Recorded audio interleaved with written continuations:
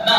Question को पकड़ने के लिए क्या करना होता है, देखिए आपको दिया है किसी व्यतिकरण प्रतिरूप में I तथा 4I तीव्रता के दो स्रोतों का प्रयोग किया गया है। उन बिंदुओं पर तीव्रता ज्ञात कीजिए जहां पर अध्यारोपण करती हुई दोनों स्रोतों से तरंगों के मध्य कालांतर 0, π/2 और पाई। अब एक बात ध्यान रखना कि जब आपको 0 डिग्री दे रखा है तो वो तो 0 होता है, ठीक है ना। π/2 का मतलब अपनी भाषा में 90 डिग्री और पाई का मतलब होता है 180 डिग्री। अब देखिए आंसर में पहली बात स्टार्ट करते हैं। पहले केस में क्या कहता है, पहले केस में अगला ये कह रहा है कि भाई साहब I1 तो आपके पास कितना है I, I2 आपके पास कितना है 4I, ठीक है ना। और cos फाई जो है वो आपके पास कितना है 0 डिग्री। इसका मतलब cos 0 डिग्री कितना हो गया 1, कालांतर कितना दे रखा है 1। अब देखिए आप कि आप अपना फॉर्मूला पुटअप करेंगे I is equal to I1 plus I2 plus 2 root I1 root I2 cos phi। कर सकते हैं कि नहीं कर सकते हैं, कर सकते हैं। अब देखिए I is equal to I1 की जगह क्या पुट करेंगे, ये मान लीजिए I dash निकाल रहे हैं अपन, क्या निकाल रहे हैं I dash।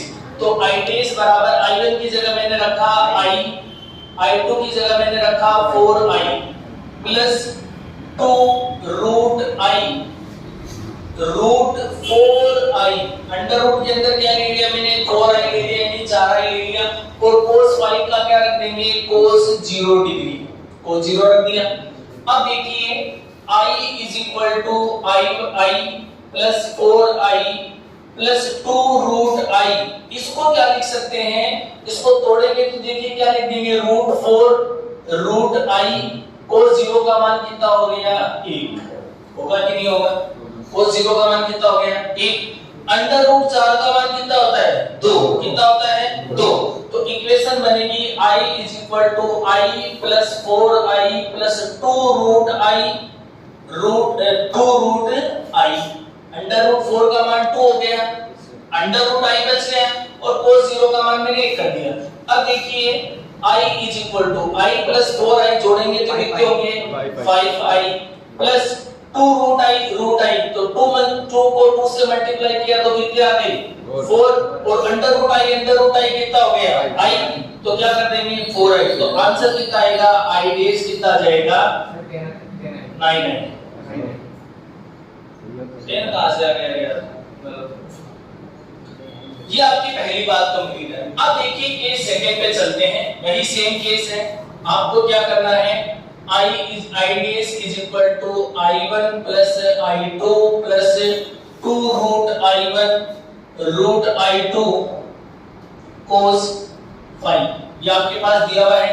We know that आपको एंगल कितना दे रखा है cos 90 डिग्री, और cos 90 का मान कितना होता है 0।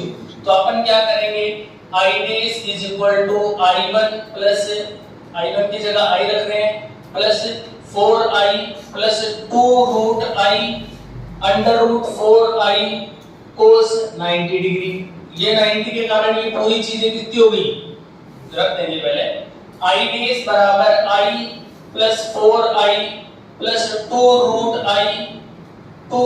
I मल्टीप्लाई में 0, ये पूरी डिजिट कितनी हो जाएगी भाई साहब 0, ये कितनी हो गई 0। तो जैसे ये 0 होगी तो I dash कितना बचेगा I dash बराबर 5I, बचेगा कि नहीं बचेगा, बचेगा। इसका मतलब सेकंड केस में आपके पास कितना आ गया 5I। अब आप देखिए ये थर्ड केस में आपको दे रखा है cos pi, और आपको पता है cos विषम pi का मान कितना होता है -1, cos 180 डिग्री का मान कितना होता है -1 होता है, ठीक है ना। cos pi दे रखा है, अगर cos 2 pi देता तो कितना होता +1, sin की pi का मान कितना होता है 0, और sin की 2 pi का मान भी कितना होता है 0। लेकिन अभी आपको क्या दे रखा है cos pi दे रखा है, उसका मान कितना है -1। अपन अपना इक्वेशन जो स्टार्ट कर रहे हैं वो देखिए I dash बराबर I1 plus I2 plus 2 root I1